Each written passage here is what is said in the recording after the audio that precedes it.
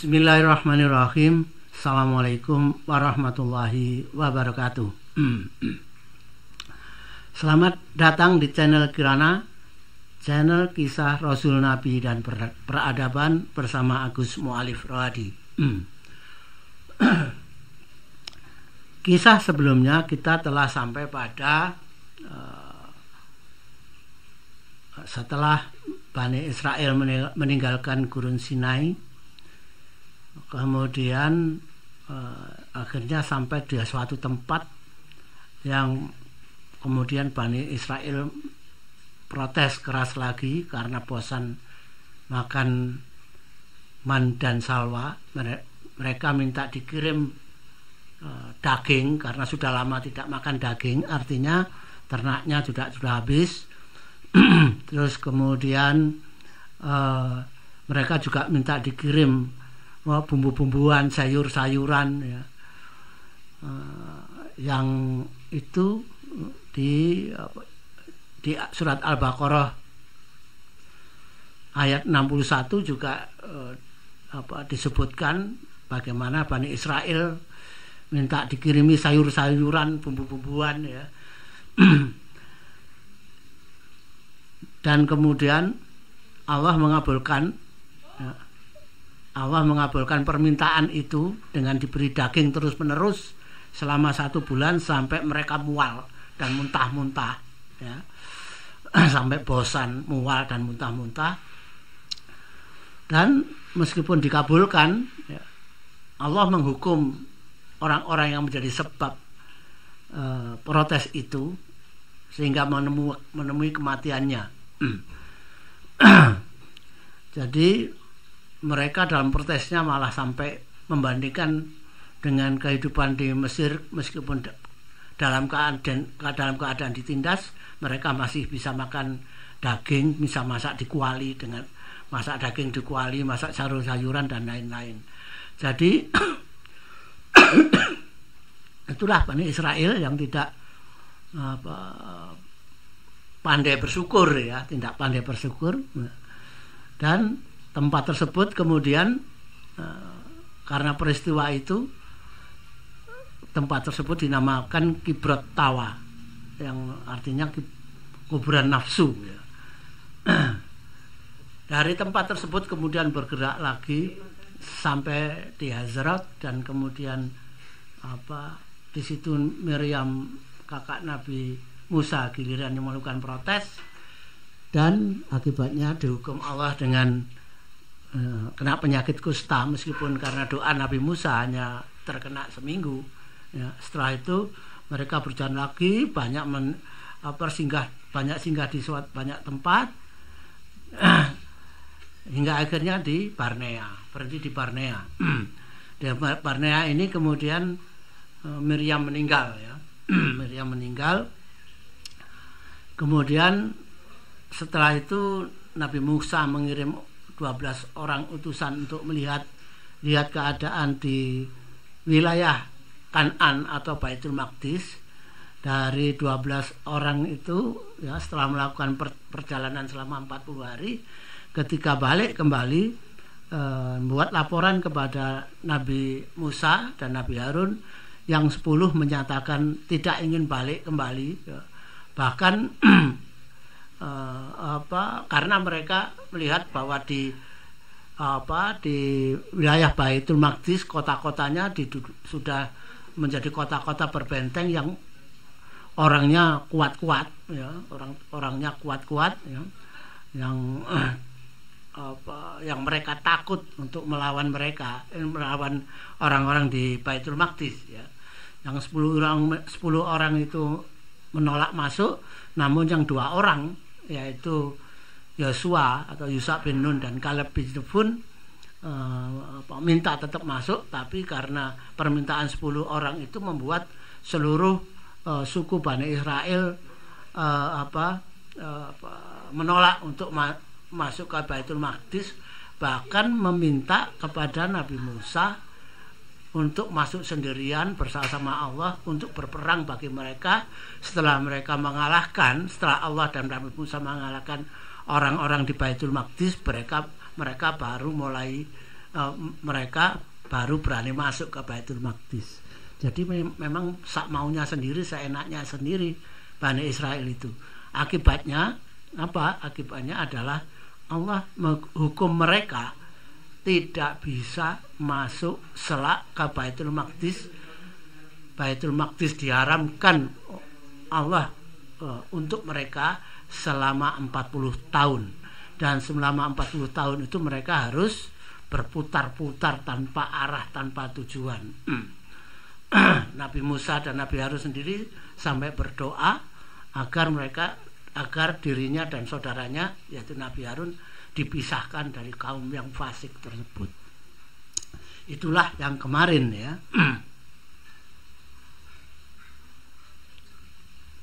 Yang seri sebelumnya.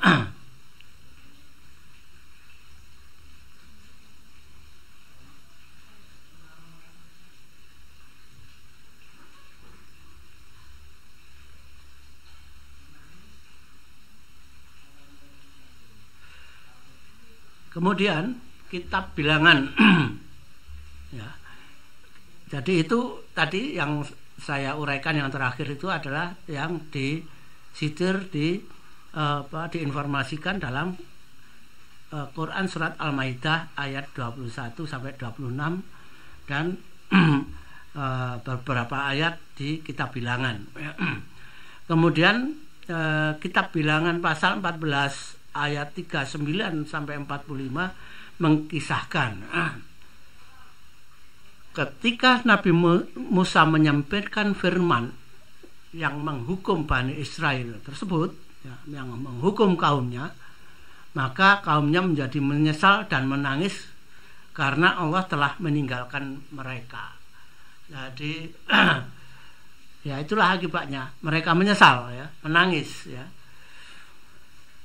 Saat itu pula setelah disampaikan firman Allah itu, mereka minta agar hari itu pula mereka berangkat ke Baitul Maqdis. Tapi Nabi Musa menjawab bahwa justru itu melanggar perintah Allah kalau berangkat ke Baitul Maqdis, karena Allah telah menjatuhkan firman-Nya mereka tidak bisa masuk Baitul Maqdis selama 40 tahun. Jadi kalau hari itu karena mereka menyesal dan memaksa untuk masuk Baitul Maqdis, maka itu justru melanggar perintah Allah.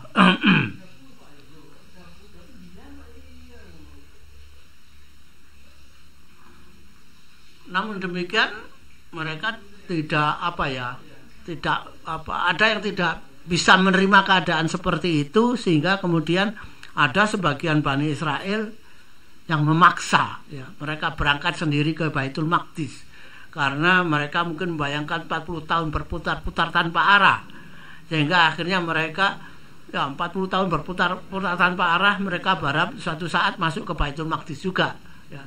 Jadi mereka, sebagian dari mereka kemudian melanjutkan perjalanan ya, tanpa dipimpin oleh Nabi Musa dan Nabi Harun ya. Sebagian mereka itu mencoba masuk ke Baitul Maqdis ya. Mereka juga pergi tanpa membawa tabut perjanjian, tidak membawa Taurat ya. Nah, akhirnya di suatu tempat mereka diserbu oleh orang-orang Amalek ya. Nah, ketika diserbu oleh orang-orang Amalek dan suku Kan'an lain, mereka dikalahkan dan tercerai-berai. Ada yang lari sampai ke wilayah Horma. Namun pada akhirnya mereka kembali ke perkemahan lagi. Ya itulah akhirnya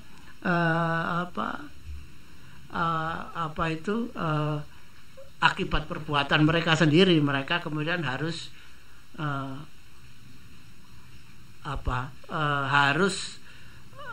berputar-putar 40 tahun. Sekarang kita hitung ya. Pada saat jatuhnya hukuman 40 tahun berputar-putar itu, umur Nabi Musa berapa? Pada saat itu umur Nabi Musa berapa? Dalam kitab bilangan diinformasikan bahwa umur Nabi Musa itu 120 tahun. Ketika jatuh hukuman ya, 40 tahun itu tidak berputar-putar itu, maka pada saat jatuhnya hukuman itu bisa kita terjemahkan paling tidak itu Nabi Musa berumur 80 tahun. Berumur 80 tahun. Jadi kita hitung mundur ya. Baru sekarang, kenapa saya hitung mundur sekarang? Karena baru sekarang kita bisa menghitung mundur periode lama kerasulan Nabi Musa ya, waktu kerasulan Nabi Musa. Jadi Nabi Musa pada saat Bani Israel menerima hukuman selama 40 tahun itu paling tidak Nabi Musa pada saat itu umur 80 tahun. Mereka pergi dari Gosyen ya, mereka pergi sampai Gosyen hingga jatuhnya hukuman itu. Kalau kita hitung di dalam berdasarkan waktu ya, berdasarkan waktu-waktu di mana Bani Israel berhenti berangkat, maka mulai dari Gosyen sampai perjalanan itu, sampai di Barnea itu, ketika menerima hukuman itu sekitar 4 sampai 5 tahun. Katakanlah 5 tahun. Berarti Bani Israel itu berangkat dari Gosyen pada saat Nabi Musa berumur sekitar 75 tahun. 75 tahun. Dan kemudian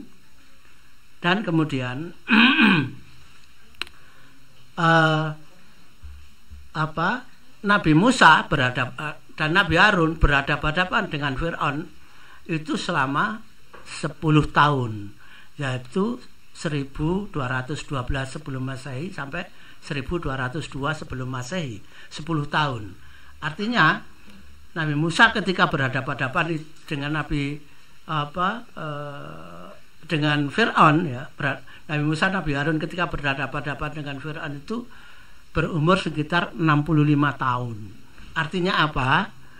Ya, peristiwa Nabi Musa dan Nabi Harun menghadapi Fir'aun itu kan tidak jauh dari saat Nabi Musa menerima wahyu pertama kali di Lembah Tua atau di Horeb. Jadi bisa kita perkirakan bahwa Nabi Musa diangkat jadi Rasul itu pada umur 65 tahun. Ya.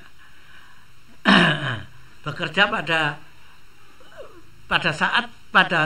saat menerima wahyu yang pertama kali di Lembah Tua itu umur sekitar 65 tahun, bekerja pada Nabi Syuaib selama 10 tahun. Artinya ketika Nabi Musa pergi dari Mesir setelah membunuh orang Mesir ya, kemudian lari ke Madian dan bertemu Nabi Syuaib dan memperistri anak Nabi Syuaib itu umur sekitar 55 tahun. Jadi bukan umur yang muda ya, tapi ya sudah kalau umur zaman sekarang umur 55 tahun itu ya umur sudah sudah baya ya, sudah orang tua ya. Jadi Nabi Musa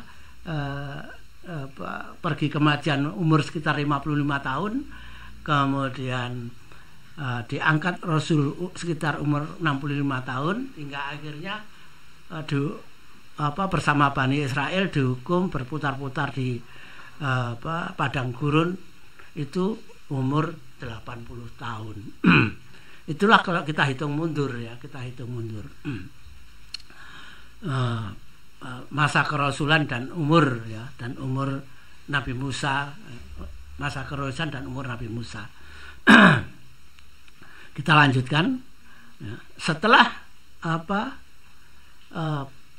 mereka sebagian dari Bani Israel ini gagal masuk ke Baitul Maqdis dan kembali ke perkemahan di Barnea, tidak lama kemudian 10 orang yang diutus oleh Nabi Musa ketika masuk ke melihat situasi Baitul Maqdis itu, yang kemudian menolak masuk Baitul Maqdis itu, akhirnya meninggal. 10 orang itu dihukum Allah meninggal ya, setelah Bani Israel kalah perang dengan Amalek ya. setelah sebagian Bani Israel yang putus asa itu ngotot ya, bersikeras untuk ke Baitul Maqdis, tapi kemudian bertemu suku Amalek dan suku Kan'an lainnya dan mereka kalah perang ya. Kembali ke kemah dan kemudian 10 orang yang menjadi sebab dihukumnya mereka selama 40 tahun berputar-putar ini meninggal dunia.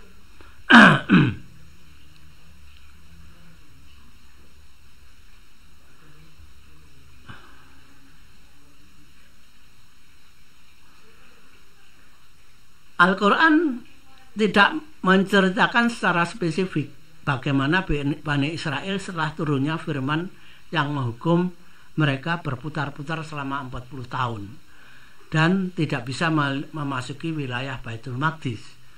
Namun di Taurat pada kitab Bilangan pasal 16 ayat 1 sampai 50 cukup banyak menceritakan kisah setelah itu ya.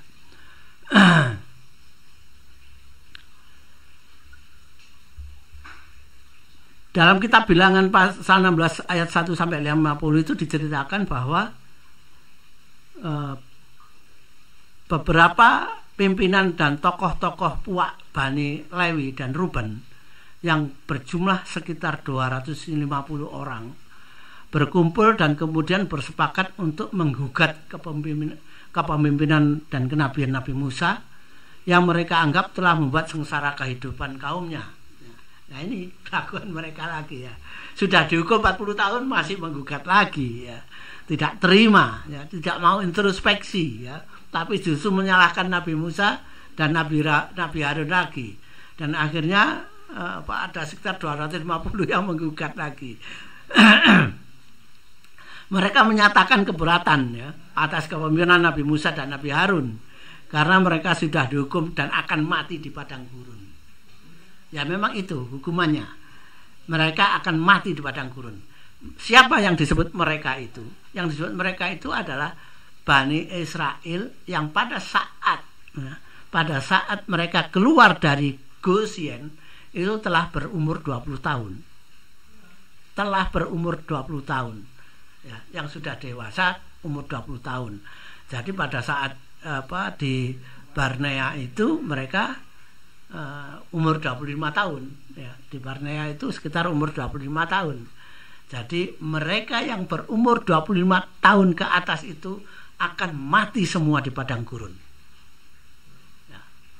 Tapi sebelum mati mereka tentu matinya tidak bersama-samaan ya, tapi di selama berputar-putar 40 tahun itu berangsur-angsur mereka mati semua. Bani Israel yang menolak ini mati semua ya.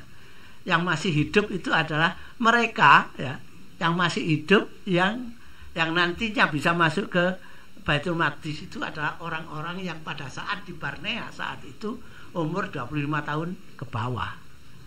Jadi generasi yang saat itu umur 25 tahun ke atas meninggal semua. Jadi generasinya Yosua dan Kaleb mati semua kecuali 2 orang yang tidak mati, yaitu Yosua dan Kaleb bin Yefun. Lainnya mati semua. Itu berapa jumlahnya? Ratusan ribu jumlahnya. Kalau kita ke Gurun Sinai misalnya ya, di Gunung Hor gitu ya, kita lihat kita ke kuburnya Nabi Harun ya. Nanti kita akan sampai kapan nanti kisah selanjutnya nanti kita akan bisa sampai pada meninggalnya Nabi Harun.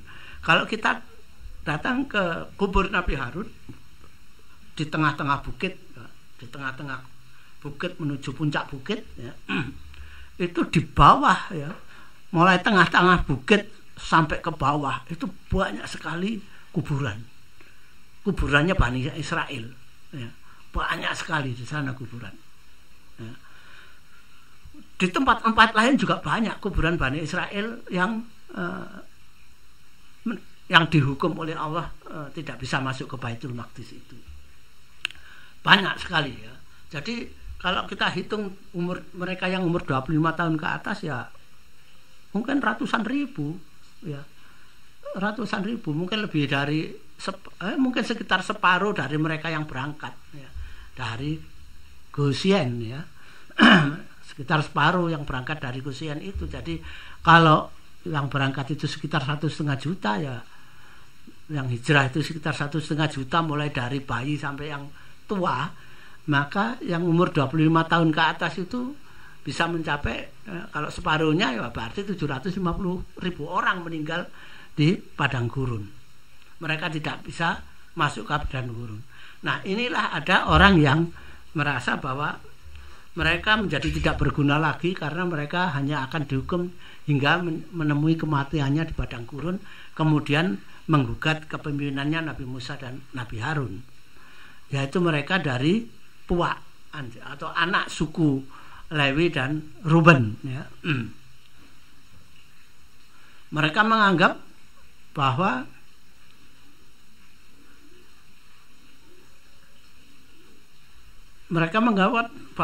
diri mereka adalah keturunan Lewi, yaitu keturunan Lewi, Datan, Abiram dan On bin Pelet, yang ketiganya keturunan Ruben ini. Mereka menganggap Bani Israel adalah orang-orang kudus ya. Jadi orang-orang kudus, orang-orang suci, orang-orang yang terpilih. Namun sekarang mereka justru menjalani hukuman yang menyengsarakan mereka. Nah, inilah jadi Bani Israel ini memang orang yang tidak mengenal bersyukur ya. Mereka dihukum karena kelakuannya tapi menyalahkan orang lain. Ya, itulah kelakuannya. Ya. Protesnya itu tidak sekedar protes gitu saja. Mereka bahkan membuat peribadatan, persembahan korban dan pembakaran ukupan sendiri. Jadi membuat aturan sendiri ya. Mulai dari peribadatan, persembahan korban dan pembakaran ukupan. Jadi membuat peribadatannya sendiri. Ya. Merasa orang kudus tapi ya itulah kelakuan Bani Israel ini. Dan mereka merasa benar dengan melakukan seperti itu.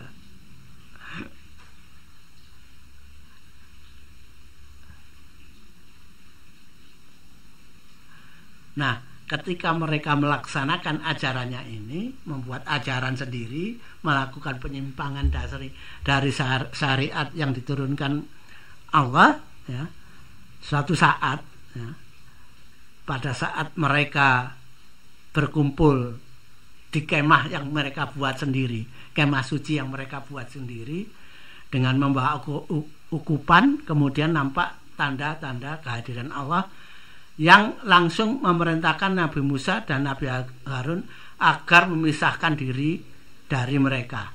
Ya. Jadi Nabi Musa dan Nabi Harun diperintahkan Allah, ya, Nabi Musa, Nabi Harun dan Bani Israel lainnya itu oleh Allah diperintahkan memisahkan diri dari mereka, dari orang-orang yang protes itu. Ya. Tentu mereka kaget. Ya.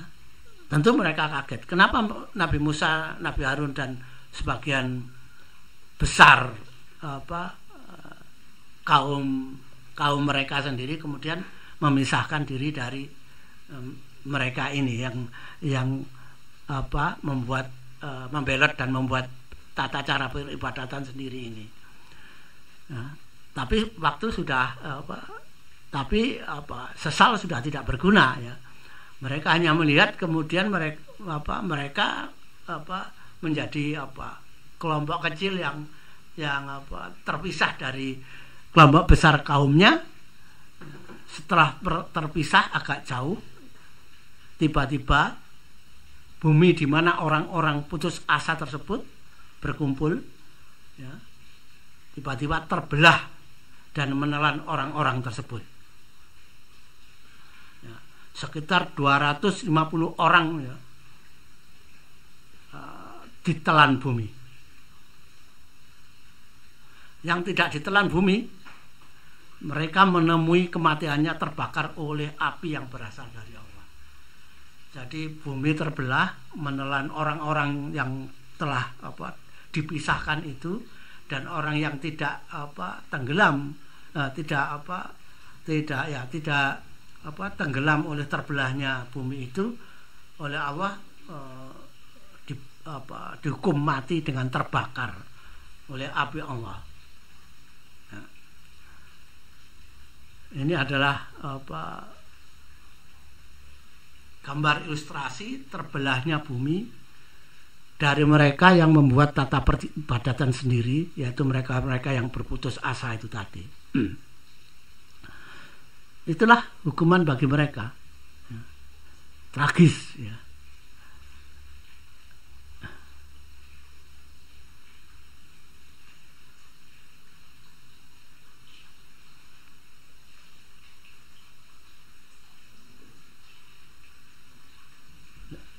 Namun demikian, ya ini memang Bani Israel ya. Ketika mereka melihat terbelahnya bumi, ya, dan kemudian menelan saudara-saudara mereka, bukannya mereka itu sadar melihat itu, tapi justru mereka protes lagi, ya. Protes lagi kepada Nabi Musa, ya. Dan lebih besar lagi protesnya. Ya, karena dengan tuduhan Nabi Musa telah membunuh umat Allah. Aneh ya. Yang menghukum Allah tapi Nabi Musa yang dituduh, kan gitu. Yang menghukum Allah tapi Nabi Musa yang dituduh, dan mereka tidak mau introspeksi. Malah lebih keras lagi protesnya, ya. Lebih kepada Nabi protesnya kepada Nabi Musa itu lebih keras lagi, ya.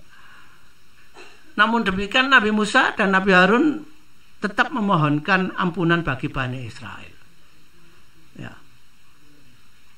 Tapi ya itulah, ampunan Allah bukan untuk orang-orang seperti itu, ya. Kemudian mereka yang protes lebih keras lagi ini, yang jumlahnya lebih banyak ini, pada saat protes itu juga dihukum mati oleh Allah, ya. Nah, jumlahnya tidak 250 seperti yang pertama, tapi jauh lebih besar dari yang mati ditelan bumi. Jumlah yang mati itu adalah 14.700 orang. Ya itulah, mereka yang menolak masuk Baitul Maqdis mulai berangsur-angsur meninggal di padang gurun. Yang kedua ini 14.700 orang meninggal seketika, ya, setelah protes kepada Nabi Musa.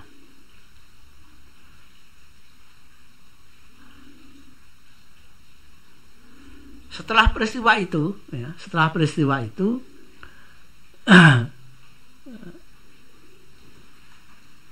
Bani Israel menjadi terdiam, ya. Setelah korban demikian banyak, mereka menjadi terdiam, tidak berani protes lagi.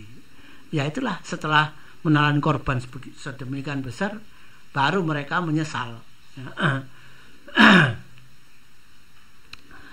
Kitab Bilangan pasal 17 ayat 1 sampai 11 menginformasikan, ya, setelah peristiwa meninggalnya 250 orang dan 14.700 orang yang kemudian disusul meninggalnya 14.700 orang itu,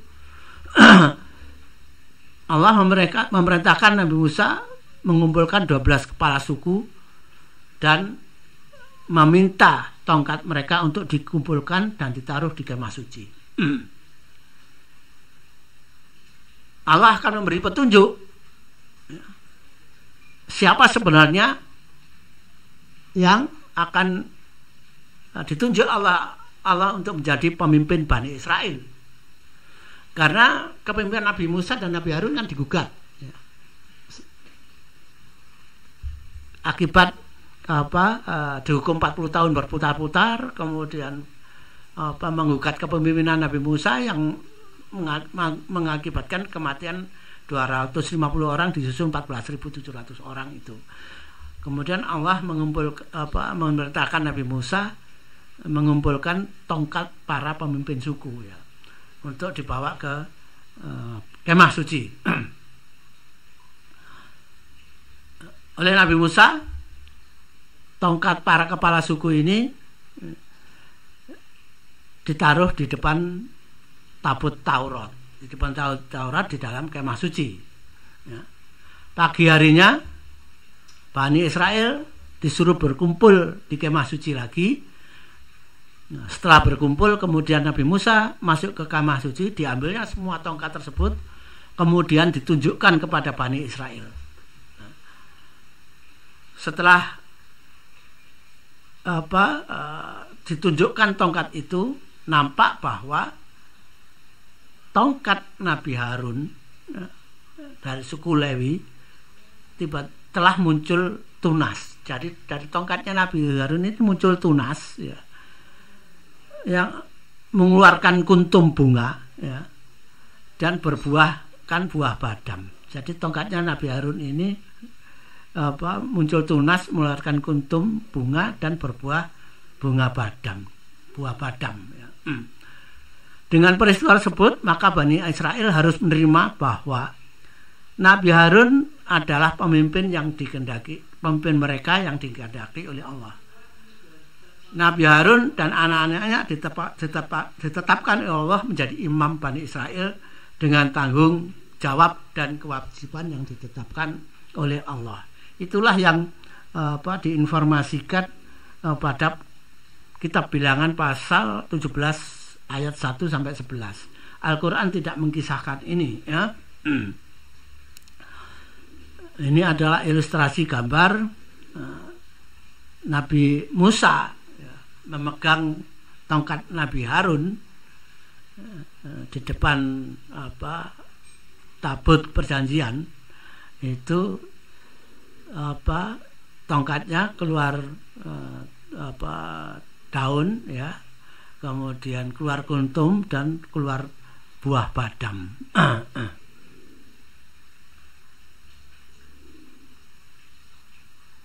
Selanjutnya kitab Bilangan pasal 19 ayat 1 sampai 22 menginformasikan bahwa setelah peristiwa itu Nabi Musa dan Nabi Harun harus melakukan pentahiran atau pensucian Bani Israel dengan kurban seekor lembu betina berwarna merah yang tidak tercela, ya, yang tidak ada catatannya, yang tidak ada cacatnya, dan belum pernah kena kuk atau dipakai untuk membajak, ya.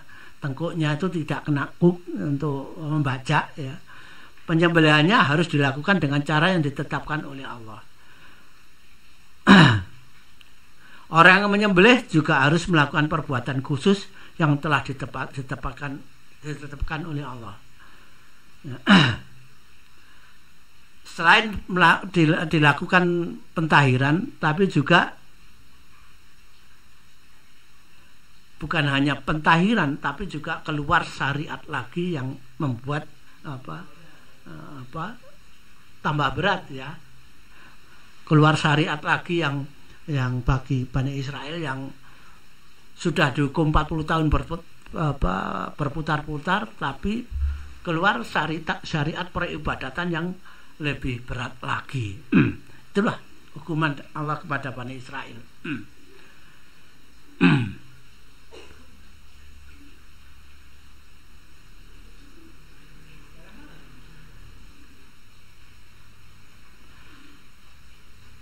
Setelah beberapa lama di Barnea dengan kisah menyedihkan itu, ya, mereka kemudian, ya, meninggalkan tempat tersebut hingga sampai di padang gurun Zin. Di sini sudah tidak ada, hampir tidak ada catatan waktu lagi, karena mereka sudah tidak ada pentingnya lagi catatan waktu. Karena apa? Sudah ditetapkan bahwa selama 40 tahun mereka itu harus berputar-putar, ya. Tidak tahu kemana, ya. Nanti nanti kita akan ikuti perputarannya mereka itu kemana saja, ya. Dan peristiwanya apa saja. Tidak lagi penting waktu, ya, karena 40 tahun sudah ditetapkan mereka dihukum berputar-putar, ya. Makanya ayat-ayatnya tidak lagi menginformasikan banyak hal, ya. Menginformasikan ayatnya menginformasikan kejadian-kejadian yang tidak lagi banyak diinformasikan kapan waktunya.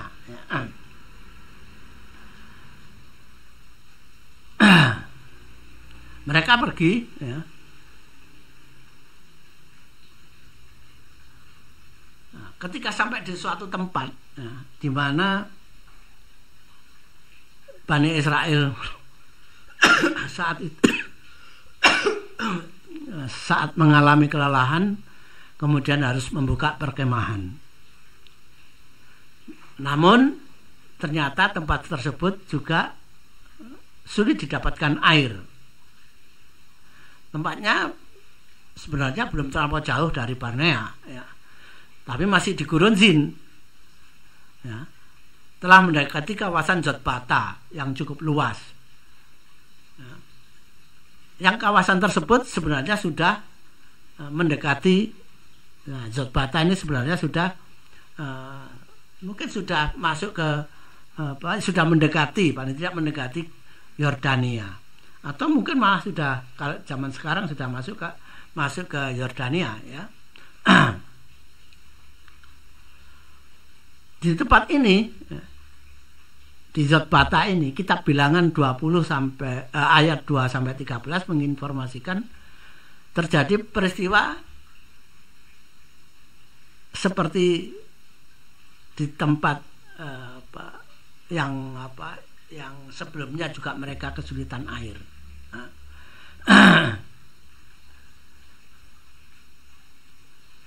Mereka dengan segera mengerumuni Nabi Musa dan Nabi Harun, menyampaikan protesnya lagi. Protesnya demikian keras sehingga mengungkit emosi Nabi Musa dan Nabi Harun dengan mengatakan dalam nada bertanya,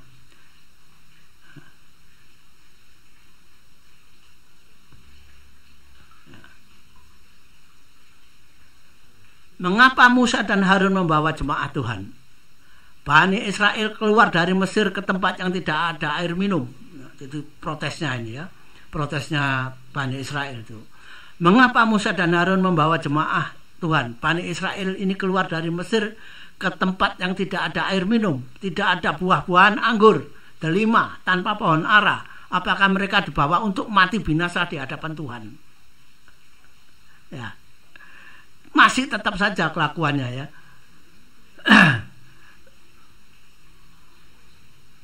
Tapi itu juga menggambarkan betapa mereka sebenarnya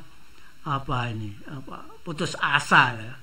Karena beratnya perjalanan, mereka harus berputar-putar tanpa arah 40 tahun, ya. Sedangkan menempuh perjalanan yang berat, ya. Sedang mereka sudah ditetapkan tidak bisa masuk ke Baitul Maqdis, mereka harus menunggu waktu. Jadi mereka hanya berputar-putar menunggu waktu atau menunggu masanya mereka meninggal. Jadi memang bisa kita bayangkan mengapa mereka menjadi putus asa. Mereka tahu bahwa mereka akan mati di suatu tempat pada saat mereka berjalan berputar-putar tanpa arah. Ya, itulah hukuman yang harus ditanggung oleh Bani Israel, ya. Jadi itulah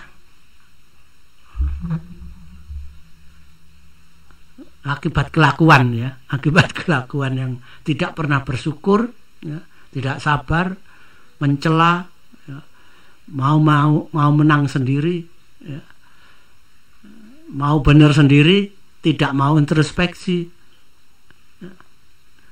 ya itulah akhirnya mereka menerima hukuman yang sangat berat dan mereka harus menjalani, tidak tahu harus bagaimana lagi, ya. Yes, pokoknya menjalani hukuman seperti itu sambil menunggu kematian. Jadi kita bisa bayangkan itu betapa beratnya menunggu kematian, ya. Tidak entah di mana kematian akan menjemput mereka, ya, berputar-putar di padang gurun yang ganas.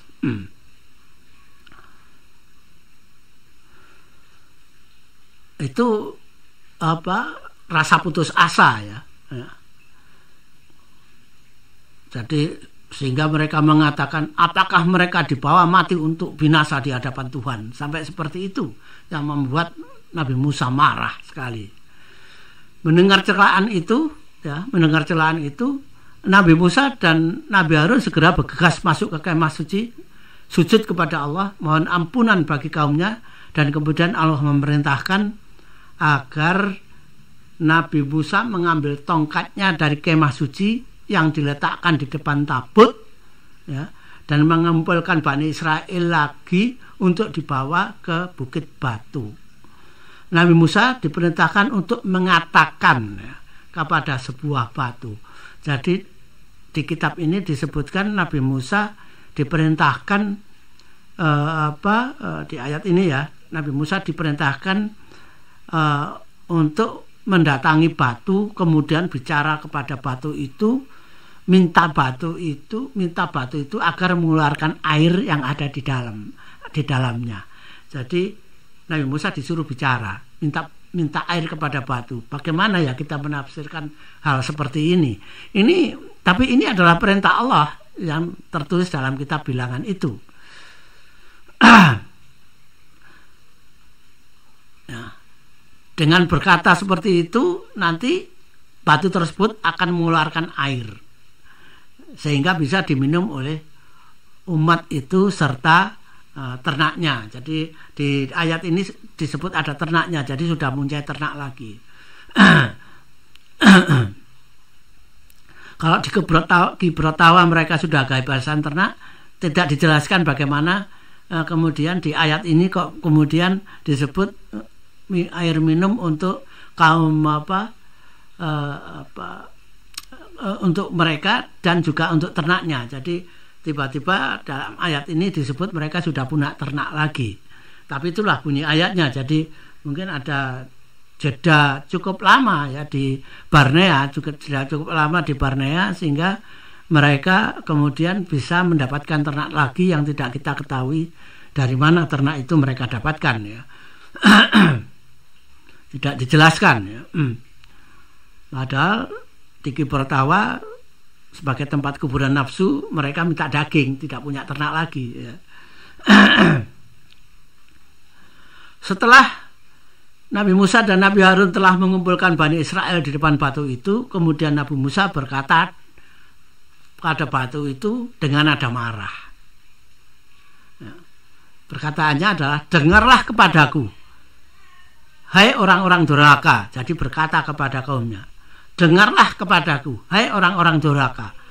Apakah kami, Musa dan Harun, harus mengeluarkan air bagimu dari bukit batu ini? Lalu Nabi Musa mengangkat tongkatnya dan memukul 2 kali batu tersebut. Maka keluarlah banyak air mengalir dari batu tersebut. Jadi Nabi Musa tidak berkata kepada kaumnya dengan nada marah, tapi tidak berkata kepada batu itu ya, padahal perintahnya kan berkata kepada batu itu untuk mengeluarkan air. Tapi Nabi Musa tidak bicara pada batu itu, tapi memukul batu itu 2 kali, dan kemudian setelah dipukul 2 kali air keluar dari batu. Ini ada akibatnya ya, ada akibatnya ya. Mata air yang muncul dari batu itu kemudian diberi nama mata air Meriba ya. Dalam bahasa Ibrani adalah Mirabah, yaitu tempat Bani Israel menggugat Nabi Musa. Meriba itu menggugat ya. Menggugat Nabi Musa, membuat Allah menunjukkan kemurkaannya kepada Bani Israel. Dan ya, disebutkan bahwa peristiwa ini ternyata di dekat lembah tua ya, di dekat lembah tua ya. Jadi keluar airnya ini di dekat lembah peristiwa Nabi Musa memukul batu yang berapa kali nih ya, ketiga kalinya ini. Jadi sebelumnya di 12 mata air mukul batu keluar 12 sumur Musa, kemudian yang kedua di suatu tempat sebelum sampai ke Sinai ya, kemudian yang ketiga setelah meninggalkan Sinai di dekat lembah tua, ya. Ini adalah gambar bagaimana Nabi Musa memukul batu yang harusnya tidak perlu memukul, tapi cukup berkata meminta batu itu mengeluarkan air, ya. Dan itu adalah foto, ya. Kebetulan itu foto istri saya pernah ke sana. Itu adalah air yang bersumber dari batu yang dipukul di dekat lembah tua itu, ya. Letaknya di Hijaz. Kalau sumur yang tempat ngambil air itu ada di Hijaz di Yordania. Tapi tidak jelas apakah itu tempat Nabi Musa memukul batu, ya. Tapi ini sumbernya air adalah diyakini dari Mirabah itu, dari Meriba, ya.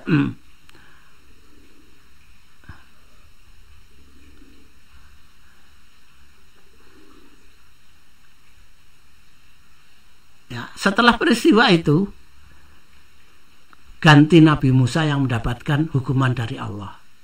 Karena apa? Karena seharusnya berkata kepada batu, minta baik-baik, ya. Minta baik-baik agar batu itu mengeluarkan airnya. Tapi Nabi Musa karena marahnya kepada Bani Israel, lupa bahwa perintah Allah kepada Nabi Musa itu adalah meminta air dari batu itu. Tapi justru batu itu dipukul, ya, oleh Nabi Musa. Jadi ini menggambarkan sebenarnya batu itu makhluk Allah juga, ya, yang tidak boleh disakiti, ya. Mungkin seperti itu, ya, tafsirnya. Mungkin saya tidak bukan ahli tafsir, tapi mungkin seperti itu karena emosinya batu itu dipukul, yang seharusnya diajak bicara tapi dipukul. Apa akibatnya? Ya. Allah kemudian berfirman kepada Nabi Musa dan Nabi Harun, karena kamu tidak percaya kepadaku, tidak percaya kepada Allah, dan tidak menghormati kekudusanku di depan mata orang Israel. Jadi Allah marah ini kepada Nabi Musa dan Nabi Harun, ya. Itulah sebabnya kamu tidak akan membawa jemaah ini masuk ke negeri yang akan kuberikan kepada mereka. Jadi Nabi Musa maupun Nabi Harun juga terkena hukuman tidak bisa masuk ke Baitul Maqdis akibat salah melaksanakan perintah Allah, ya. Setiap Rasul pasti pernah mengalami kesalahan, dan Nabi Musa dan Nabi Harun mengalami kesalahan di sini sehingga dihukum oleh Allah. Hukumannya adalah tidak bisa ikut masuk ke Baitul Maqdis.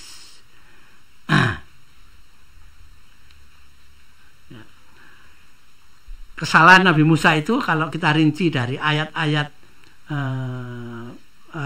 kitab ayat-ayat pada kitab Bilangan, kitab Bilangan ayat pasal 20 ayat 2 sampai 13 itu adalah kalau kita rinci adalah pertama menyebut Bani Israel sebagai kaum yang durhaka, dan kemudian menyebut perkataan kami Musa dan Harun harus mengeluarkan air bagimu dari bukit batu ini. Seharusnya Nabi Musa menyampaikan kepada Bani Israel bahwa ada perintah Allah kepada batu tersebut agar mengeluarkan airnya. Dengan demikian Nabi Musa dan Nabi Harun telah mengambil alih kekudusan Allah dalam hal mengeluarkan air dari batu. Ketiga, Nabi Musa memukul batu dengan tongkatnya 2 kali untuk mengeluarkan air dari batu. Padahal Allah hanya memerintahkan Nabi Musa dan Nabi Harun berkata, bukan memukul, ya, kepada batu tersebut agar mengeluarkan airnya.